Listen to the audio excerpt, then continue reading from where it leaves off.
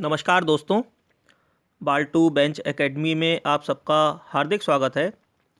दोस्तों, हम बात कर रहे हैं उत्तर प्रदेश नगर नियोजन और विकास अधिनियम 1973 के बारे में। अब तक हमने देखा कि Uttar Pradesh urban planning and development act 1973 के अंतर्गत एक विकास प्राधिकरण को किसी विकास क्षेत्र को मास्टर प्लान और जोनल डेवलपमेंट प्लान के अनुसार विकसित करने का कार्य सौंपा जाता है।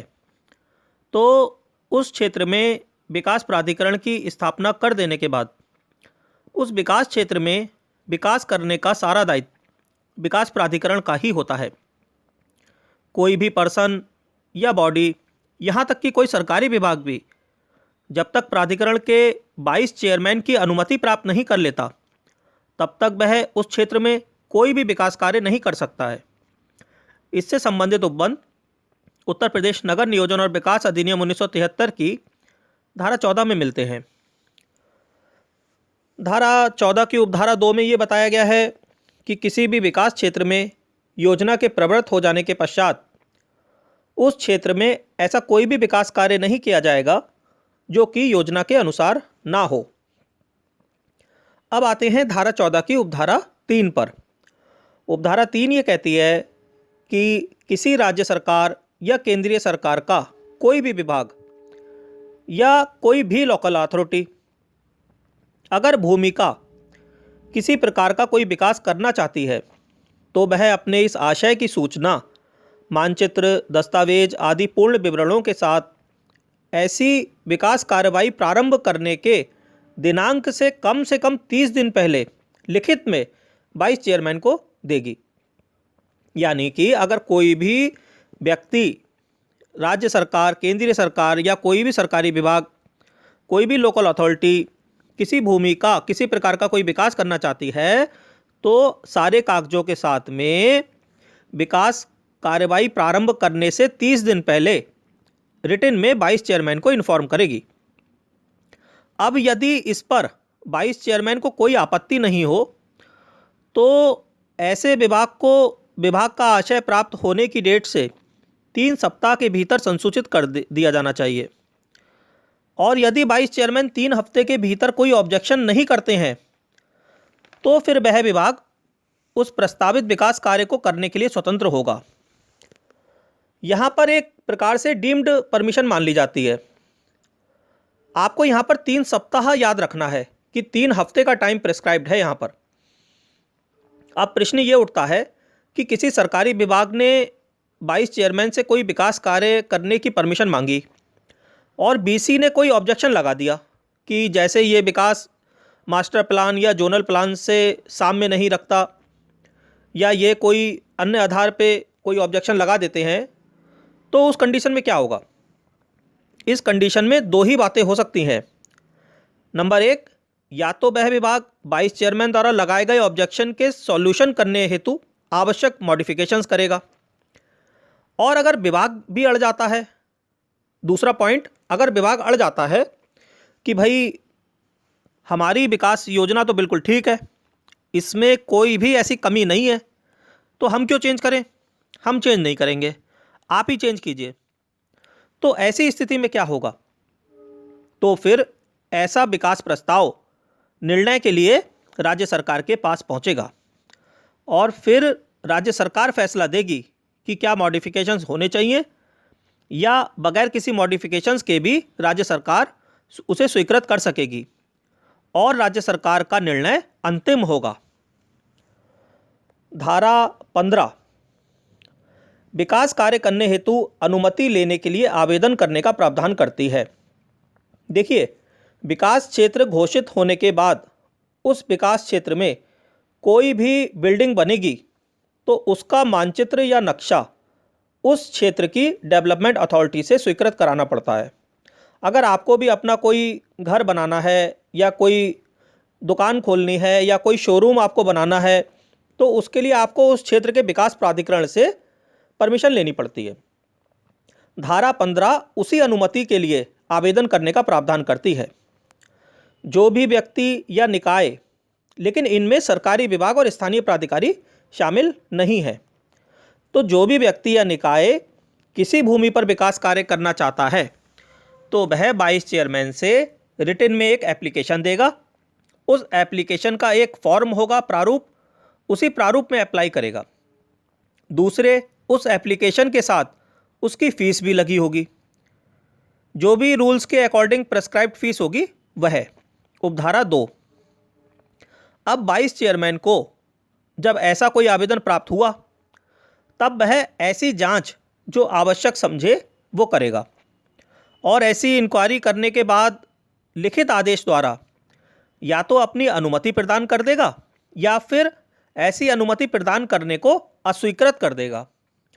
लेकिन अस्वीकृति करने से पहले आवेदनकर्ता को कारण बताने का एक अवसर दिया जाएगा कि क्यों ना उनकी अनुमति अस्वीकृत कर दी जाए, और अस्वीकृति करने से पूर्व आवेदनकर्ता को अपने उस आवेदन में संशोधन करने का भी, और अगर कोई कमी है तो उस कमी को भी पूर्ण करने का अवसर प्रदान किया जाएगा। उपधारा 3, अब अगर ऐसी अनुमति वाइस चेयरमैन द्वारा अस्वीकृत कर दी गई तो अस्वीकृति के आधारों को अभिलिखित किया जाएगा और अभिलिखित करके उन्हें आवेदनकर्ता को संसूचित भी किया जाएगा। धारा 15 की उपधारा 4, अब उपधारा 4 के अधीन किसी आदेश से क्षुब्ध व्यक्ति उस आदेश के विरुद्ध उसे कम्युनिकेट किए जाने के 30 दिन के अंदर चेयरमैन के समक्ष अपील कर सकता है। यानी कि जो वाइस चेयरमैन ने अस्वीकृति का आदेश दिया तो वो आदेश उस पीड़ित व्यक्ति को कम्युनिकेट किया गया, तो जब उसकी जानकारी में आया, उसे कम्युनिकेशन मिला, तो उस कम्युनिकेशन की डेट से 30 दिन के अंदर वो चेयरमैन के सामने अपील कर सकता है और चेयरमैन उस आवेदनकर्ता को और डेवलपमेंट अथॉरिटी के बीसी के प्रतिनिधि को भी सुनवाई का अवसर देंगे। मतलब आवेदनकर्ता को भी बुलाया जाएगा और डेवलपमेंट अथॉरिटी के बीसी ने ऑर्डर दिया था तो बीसी अपने किसी प्रतिनिधि को भी भेजेंगे और उन दोनों को चेयरमैन सुनवाई का मौका देंगे, और फिर या तो वो अपील को खारिज कर देंगे या फिर उस आवेदन पत्र को आवश्यक मॉडिफिकेशंस और कंडीशंस के साथ बीसी को परमिशन देने के लिए डायरेक्शन दे देंगे। धारा 15 की उपधारा 5, अब उपधारा 6 पे आते हैं। उपधारा 6 के अनुसार बीसी इस धारा के अंतर्गत अनुमति हेतु आवेदन पत्रों का एक रजिस्टर रखेगा। ऐसे रजिस्टर का निरीक्षण कोई भी व्यक्ति शुल्क, फीस जो 5 रुपये से अधिक नहीं होगी उसका भुगतान करके निरीक्षण कर सकेगा। उपधारा 8 में ये बताया गया है कि जहां विकास कार्य करने के लिए अनुमति देने से इनकार किया जाता है वहां एप्लीकेशन के साथ पेड की गई फीस वापस नहीं होगी, लेकिन उपाध्यक्ष फीस का कुछ भाग वापस करने का निर्देश दे सकते हैं यदि आवेदक इनकार करने के आधारों की सूचना के 3 महीने के भीतर शुल्क वापसी का आवेदन पत्र दाखिल करता है। दोस्तों, अब धारा 15 की उपधारा 9 बहुत इंपॉर्टेंट है।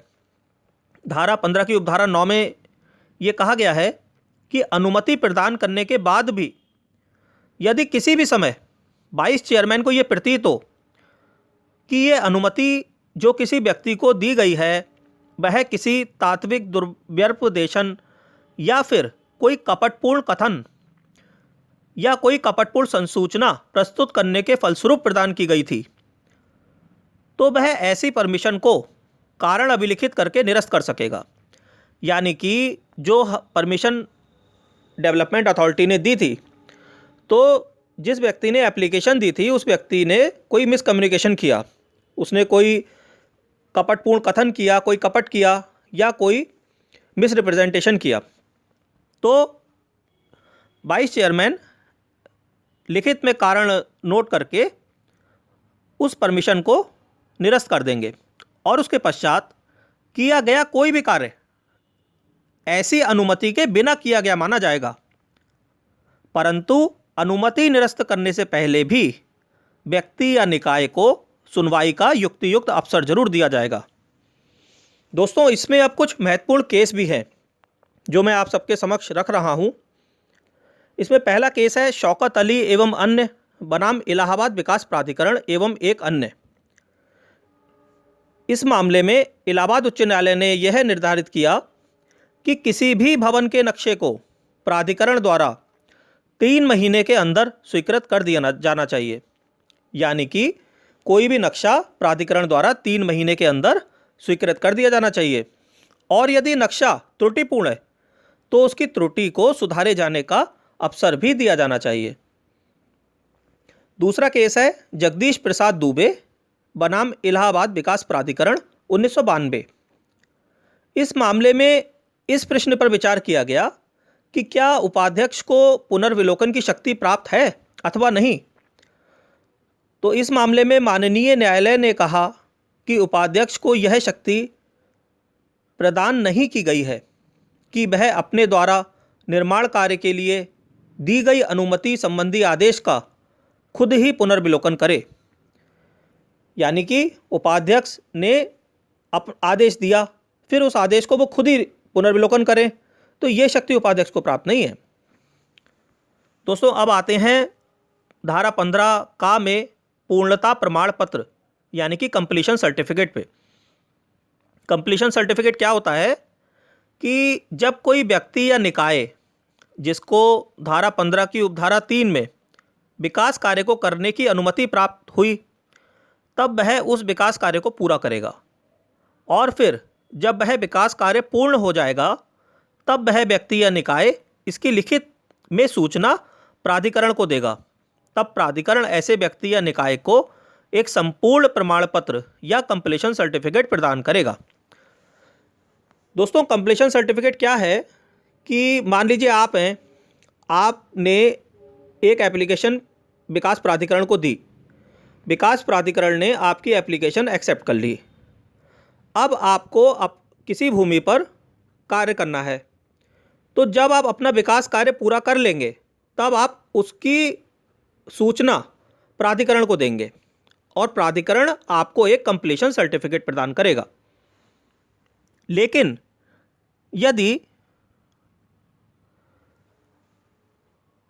कार्य संपूर्ण की नोटिस प्राप्ति के 3 महीने तक भी ना तो कंप्लीशन सर्टिफिकेट प्राधिकरण ने दिया और ना रेफ्यूज किया, तो यह समझा जाएगा कि प्राधिकरण ने कंप्लीशन सर्टिफिकेट दे दिया है। मतलब कार्य संपूर्ण हो गया और उसका नोटिस भी दे दिया गया, तो नोटिस प्राधिकरण को प्राप्त होने के 3 महीने तक अगर प्राधिकरण कंप्लीशन सर्टिफिकेट नहीं देता है और ना देने से इनकार करता है, तो ये समझा जाएगा कि प्राधिकरण ने कंप्लीशन सर्टिफिकेट दे दिया है। यहाँ पे डीम्ड परमिशन मान ली जाएगी। It shall be deemed that the completion certificate has been granted by the authority. धारा 15A की उपधारा 2 कहती है कि कोई भी व्यक्ति किसी वाणिज्यिक भवन को ना तो अध्यासित करेगा और ना किसी और को अध्यासित करने की अनुमति देगा। अध्यासित मतलब कब्जा, कि कोई भी व्यक्ति किसी वाणिज्यिक भवन को ना तो अध्यासित करेगा और ना किसी और को अध्यासित करने की अनुमति देगा जब तक कि प्राधिकरण उसको कंप्लीशन सर्टिफिकेट नहीं दे दे, या फिर प्राधिकरण पूर्णता की सूचना प्राप्त होने के 3 महीने बाद तक कंप्लीशन सर्टिफिकेट दिए जाने से अपने इनकार करने की सूचना देने में असफल ना रही हो। मतलब क्या है कि कंप्लीशन सर्टिफिकेट की इम्पोर्टेंस, कि अगर किसी व्यक्ति ने विकास कार्य पूरा कर लिया है तो जब तक उसे प्राधिकरण से कंप्लीशन सर्टिफिकेट नहीं मिल जाता तब तक वो उस बिल्डिंग पर कब्जा नहीं करेगा। वो बिल्डिंग कैसी होगी? वाणिज्यिक भवन, कॉमर्शियल बिल्डिंग। या फिर 3 महीने बीत गए हैं और प्राधिकरण ने अपना इनकार करने की सूचना देने में असफलता प्राप्त की, तो तब तक जो है 3 महीने जब तक नहीं बीते हैं तब तक वो व्यक्ति कब्जा नहीं कर सकेगा। अंत में धारा 16 ये कहती है कि किसी भी विकास क्षेत्र में योजना के लागू होने के बाद कोई भी व्यक्ति योजना के उल्लंघन में किसी भी भवन या भूमि का उपयोग नहीं करेगा। लेकिन यदि किसी भूमि या भवन का उपयोग योजना के लागू होने के दिनांक पर जिन प्रयोजन आदि के लिए किया जा रहा था, तो ऐसी शर्तों और निबंधनों के साथ जो बायलॉज प्रेस्क्राइब करें जारी रखे जा सकेंगे। दोस्तों, इस प्रकार आज हमने धारा 14 से 16 तक का अध्ययन किया। दोस्तों, वीडियो बनाने में बहुत मेहनत लगती है। आप लोग इन वीडियोस को अपने मित्रों से भी शेयर करें। यह विद्या का दान होगा। मैं आशा करता हूँ कि आप सबको मेरा प्रयास अच्छा लगा होगा और मेरी ईश्वर से प्रार्थना है कि आपको आपकी परीक्षा में बहुत अच्छे मार्क्स मिलें और ईश्वर आप सबकी मदद करे। धन्यवाद।